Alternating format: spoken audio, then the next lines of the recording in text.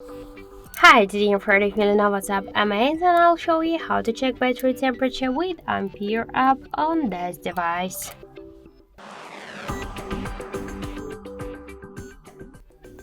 So first let's open the Play Store application, and now in the search bar we should enter the Ampere. So tap to install and wait a couple of seconds while this application will download in and then installing on your device.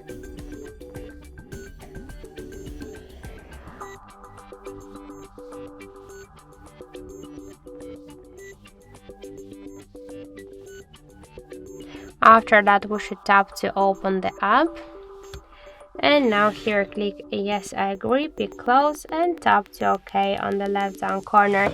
Now we can see here information about our device battery temperature, and in my case that's 26 and 6 degrees. Also we can see here more information like the battery health, capacity, voltage, model and more other info. That's it, thank you for watching, and if you find this video helpful, don't forget to leave a like, comment and to subscribe our channel.